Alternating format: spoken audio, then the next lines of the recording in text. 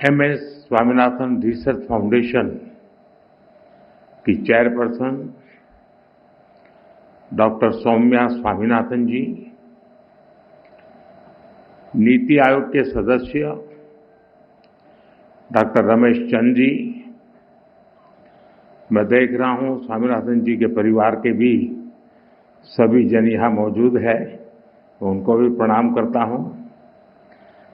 सभी साइंटिस्ट, अन्य महानुभाव, देवी और सज्जनों,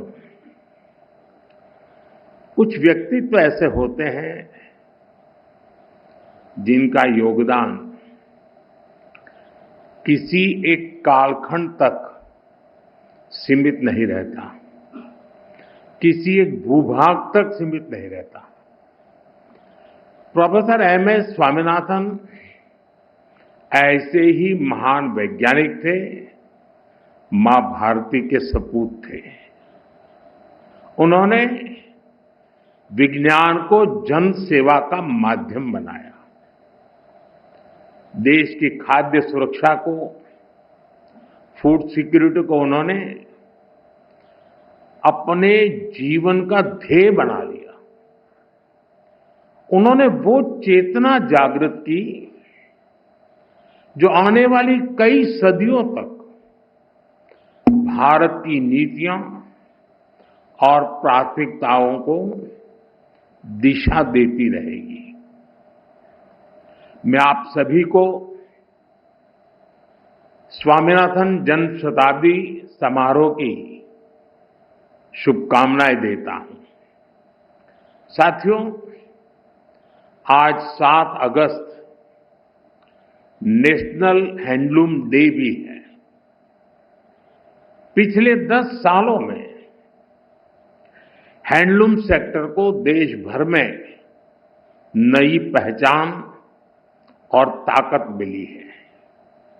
मैं आप सभी को हैंडलूम सेक्टर से जुड़े लोगों को राष्ट्रीय हथकरघा दिवस की बधाई देता हूं। साथियों, डॉक्टर स्वामीनाथन के साथ मेरा जुड़ाव कई वर्षों पुराना था। गुजरात की पहले की स्थितियां बहुत लोगों को पता है। पहले वहां सूखे और चक्रवात की वजह से कृषि पर काफी संकट रहता था। कच्छ का रेगिस्तान बढ़ता चला जा रहा था। जब मैं मुख्यमंत्री था तो उसी दौरान हमने सॉइल हेल्थ कार्ड योजना पर काम शुरू किया। मुझे याद है प्रोफेसर स्वामीनाथन ने उसमें बहुत ज्यादा इंटरेस्ट दिखाया। उन्होंने खुले दिल से हमें सुझाव दिया, हमारा मार्गदर्शन किया। उनके योगदान से इस पहल को जबरदस्त सफलता भी मिली। करीब 20 साल हुए जब मैं तमिलनाडु में उनके रिसर्च फाउंडेशन के सेंटर पर गया था। साल 2017 में मुझे उनकी लिखी किताब the quest for a world without hunger उसको रिलीज करने का मौका मिला था। साल 2018 में जब वाराणसी में इंटरनेशनल राइस रिसर्च इंस्टीट्यूट के रीजनल सेंटर का उद्घाटन हुआ तो भी उनका मार्गदर्शन हमें मिला। उनसे हुई हर मुलाकात मेरे लिए एक लर्निंग एक्सपीरियंस होती थी। उन्होंने एक बार कहा था, science is not just about discovery but delivery. और उन्होंने इसे अपने कार्यों से सिद्ध किया। वो केवल रिसर्च नहीं करते थे, बल्कि खेती के तौर तरीके बदलने के लिए किसानों को प्रेरित भी करते थे। आज भी भारत के एग्रीकल्चर सेक्टर में उनकी अप्रोच, उनके विचार हर तरफ नजर आते हैं। वो सही मायने में मां भारती के रत्न थे। मैं इसे अपना सौभाग्य मानता हूं कि डॉक्टर स्वामीनाथन को हमारी सरकार में भारत रत्न से सम्मानित करने का सौभाग्य मिला। साथियों, डॉक्टर स्वामीनाथन ने भारत को खाद्यान्न में आत्मनिर्भर बनाने का अभियान चलाया, लेकिन उनकी पहचान हरित क्रांति से भी आगे बढ़कर थी। वो खेती में केमिकल के बढ़ते प्रयोग और मोनोकल्चर फार्मिंग के खतरों से किसानों को लगातार जागरूक करते रहे। यानी एक तरफ वो ग्रेन प्रोडक्शन बढ़ाने का प्रयास कर रहे थे और साथ ही उन्हें एनवायरमेंट की, धरती मां की भी चिंता थी। दोनों के बीच संतुलन साधने और चुनौतियों का समाधान करने के लिए उन्होंने एवर ग्रीन रिवॉल्यूशन का कंसेप्ट दिया। उन्होंने बायो विलेज का कंसेप्ट दिया, जिसके जरिए गांव के लोगों और किसानों का सशक्तिकरण हो सकता है। उन्होंने कम्युनिटी सीड बैंक और अपॉर्चुनिटी क्रॉप्स जैसे आइडियाज को बढ़ावा दिया। साथियों, डॉक्टर स्वामीनाथन मानते थे कि क्लाइमेट चेंज और न्यूट्रिशन की चुनौती का हल उन्हीं फसलों में छुपा है जिन्हें हमने भुला दिया है। ड्राउट टॉलरेंस और सॉल्ट टॉलरेंस पर उनका फोकस था। उन्होंने मिलेट, श्री अन्न पर उस समय काम किया जब मिलेट्स को कोई पूछता नहीं था। डॉक्टर स्वामीनाथन ने वर्षों पहले ये सुझाव दिया था कि मैंग्रोव की जेनेटिक क्वालिटी को धान में ट्रांसफर किया जाना चाहिए। इससे फसलें भी जलवायु के अनुकूल बनेगी। आज जब हम क्लाइमेट एडेप्शन की बात करते हैं तो महसूस होता है कि वो कितना आगे की सोचते थे। साथियों, आज दुनिया भर में बायोडायवर्सिटी को लेकर चर्चा होती है। इसे सुरक्षित रखने के लिए सरकारें अनेक कदम उठा रही हैं, लेकिन डॉक्टर स्वामीनाथन ने एक कदम आगे बढ़ते हुए बायो हैप्पीनेस का आइडिया दिया। आज हम यहां इसी आइडिया को सेलिब्रेट कर रहे हैं। डॉक्टर स्वामीनाथन कहते थे कि बायोडायवर्सिटी की ताकत से हम स्थानीय लोगों के जीवन में बहुत बड़ा बदलाव ला सकते हैं। लोकल रिसोर्सेज के इस्तेमाल से लोगों के लिए आजीविका के नए साधन बना सकते हैं। और जैसा उनका व्यक्तित्व था, अपने आइडियाज को वो जमीन पर उतारने में माहिर थे। अपने रिसर्च फाउंडेशन के द्वारा उन्होंने नई खोजों का लाभ किसानों तक पहुंचाने का निरंतर प्रयास किया। हमारे छोटे किसान, हमारे मछुआरे भाई बहन, हमारे ट्राइबल कम्युनिटी, इन सबको उनके प्रयासों से बहुत लाभ हुआ है। साथियों, आज मुझे इस बात की विशेष खुशी है कि प्रोफेसर स्वामीनाथन की विरासत को सम्मान देने के लिए MS Swaminathan award for food and peace शुरू हुआ है। ये इंटरनेशनल अवार्ड विकासशील देशों के उन व्यक्तियों को दिया जाएगा जिन्होंने फूड सिक्योरिटी की दिशा में बड़ा काम किया है। फूड एंड पीस, भोजन और शांति का रिश्ता जितना दार्शनिक है, उतना ही प्रैक्टिकल भी है। हमारे यहां उपनिषदों में कहा गया है, अन्नम न निंद्यात् तद व्रतम, प्राणो वा अन्नम शरीरम अन्नादम, प्राणे शरीरम प्रतिष्ठितम। अर्थात हमें अन्न की, अनाज की अवहेलना या उपेक्षा नहीं करनी चाहिए। प्राण अर्थात जीवन अन्न ही है। इसलिए साथियों, अगर अन्न का संकट पैदा होता है तो जीवन का संकट पैदा होता है, और जब हजारों लाखों लोग के जीवन का संकट बढ़ता है तो वैश्विक अशांति भी स्वाभाविक है। इसलिए MS Swaminathan award for food and peace बहुत ही अहम है। मैं यह पहला अवार्ड पाने वाले नाइजीरिया के टैलेंटेड साइंटिस्ट प्रोफेसर आडेनले, उनको बहुत बहुत बधाई देता हूं। साथियों, आज भारतीय कृषि जिस ऊंचाई पर है वो देखकर डॉक्टर स्वामीनाथन जहां भी होंगे उन्हें गर्व होता होगा।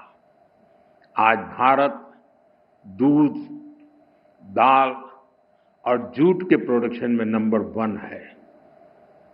आज भारत चावल, गेहूं, कपास, फल और सब्जी के उत्पादन में नंबर 2 पर है। आज भारत दुनिया का दूसरा सबसे बड़ा फिश प्रोड्यूसर भी है। पिछले साल भारत ने अब तक का सबसे ज्यादा फूड ग्रेन प्रोडक्शन किया है। ऑयल सीड्स में भी हम रिकॉर्ड बना रहे हैं। सोयाबीन, सरसों, मूंगफली सभी का उत्पादन रिकॉर्ड स्तर पर बढ़ा है। साथियों, हमारे लिए अपने किसानों का हित सर्वोच्च प्राथमिकता है।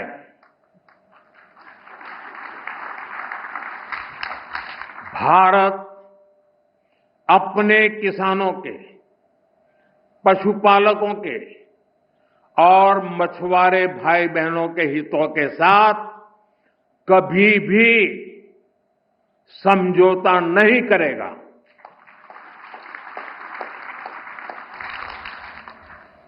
और मैं जानता हूं व्यक्तिगत रूप से मुझे बहुत बड़ी कीमत चुकानी पड़ेगी, लेकिन मैं इसके लिए तैयार हूं। मेरे देश के किसानों के लिए, मेरे देश के मछुआरों के लिए, मेरे देश के पशुपालकों के लिए आज भारत तैयार है।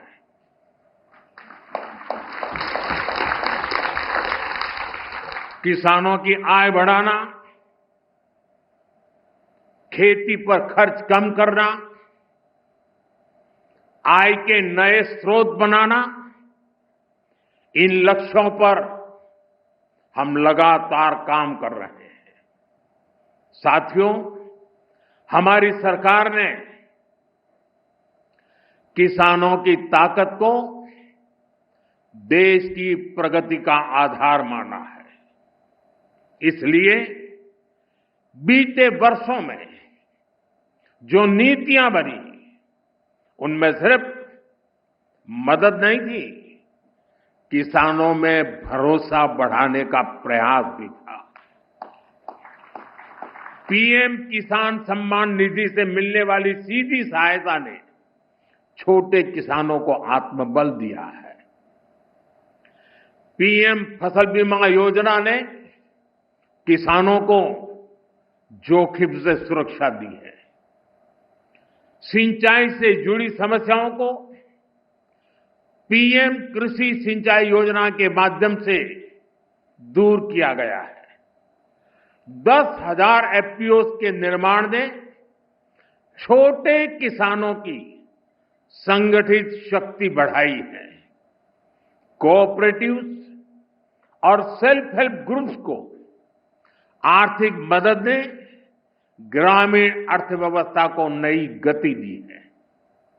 ई-नाम की वजह से किसानों को अपनी उपज बेचने की आसानी हुई है। पीएम किसान संपदा योजना ने नई फूड प्रोसेसिंग यूनिट्स भंडारण के अभियान को भी गति दी है। हाल ही में पीएम धन धान्य योजना को भी मंजूरी दी गई है। इसके तहत उन 100 डिस्ट्रिक्ट को चुना गया है जहां खेती पिछड़ी रही। यहां सुविधाएं पहुंचाकर किसानों को आर्थिक मदद देकर खेती में नया भरोसा पैदा किया जा रहा है।